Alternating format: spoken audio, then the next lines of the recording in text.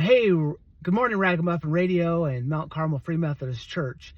Hey, I'm just thinking about Holy Week, and this Sunday we celebrate what's called Palm Sunday, or the Triumphal Entry, and it's a mountaintop experience, and where people are just rejoicing and praising God. And maybe you've had mountaintop experiences. You've gone to church camp, or you've had these high moments of worship where God just seems so real, and you're just rejoicing and praising God. But then the dark night of our soul comes, and it's like a Good Friday moment. And it's bitter and angry and violent in our souls. And so I want to ask you, what's your Good Friday moment? And maybe you can identify with the three groups of people that I observe in the story, and maybe you can make other observations.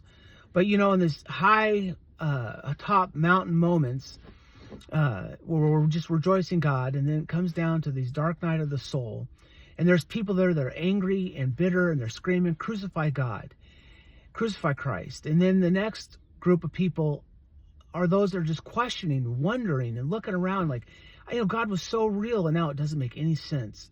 And then maybe you're like the other group, the final group, who when the pressure and the dark night of our soul comes, and the rooster crows, and we just walk away in our doubts.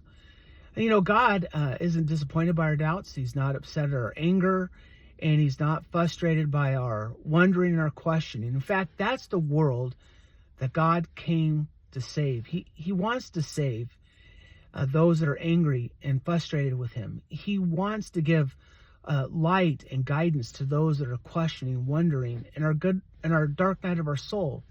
And he wants to come back and chase down and rescue those who have walked away. So what is your Good Friday moment? Hey, to bring this all back, I just challenge you to listen to a song. It's called "How He Loves" by David Crowder. And he describes the scene of God's love like a hurricane. And think about that, the hurricane of God's love. We tend to think of the crucifixion moment and Jesus' death as God's wrath poured out. But I want you to think about it differently in Good Friday, just a little bit differently. And these moments where we're angry with God, where we're questioning, we have these doubts, maybe we've walked away, that God poured out his love in those moments, and that he loves you, and that his love is like a hurricane. I love you guys. God loves you. I hope you experience the love of Jesus during this Holy Week. God bless.